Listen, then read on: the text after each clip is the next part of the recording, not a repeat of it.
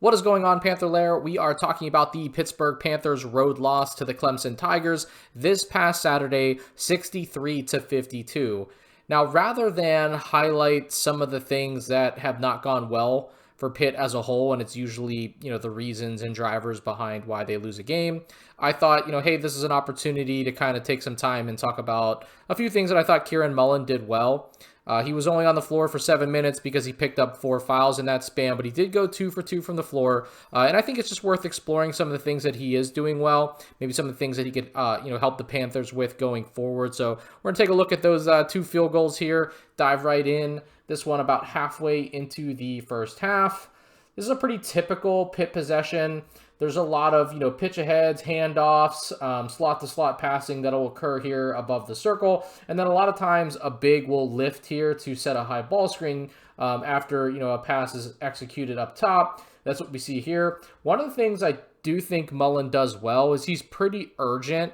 And in doing so, his defender tends to trail a little bit more than, say, Cam Corran's defender. And what that allows for here is that his defender has to kind of set up a drop point just a little bit above the circle because this screen is already being set. And there's an advantage to that, and you'll see why, because it's kind of like elongates how much the amount of floor that the defense has to cover here as this develops.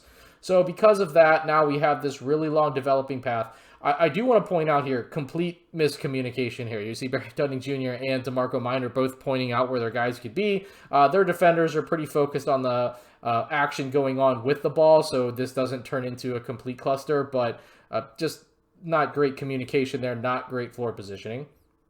But again, because this defender was in a trailing position, established his drop point just above the three-point line, and now, no Indrusitis has, a downhill with space because this defender was trailing a little bit more. Clemson really contained pick and rolls pretty tight, almost to this position, but usually when the ball handler was coming off a screen like this. So with a much more elongated path, you see that this makes a nice pass between the defenders to Mullen, who catches this ball on the move, navigates between his defender and the first defender that reaches over to help, and finishes at the rim. That's not necessarily something that we should always take for granted, right? Having bigs be spatially aware, having them, flash good hands on the move, certainly something that I think Pitt fans don't take for granted. Good possession there. I like to keep the defense in on this possession. I think as this play develops, I like how Mullen steps over. Right, he steps over. He's going to try to, deter any type of just easy layup here with a right-handed player going to his right, even because it's not quite baseline at that point where he initiates. I think there's a world where he could angle himself differently to still prevent any pocket passing, drop passes to his man, while also still maintaining a presence at the rim.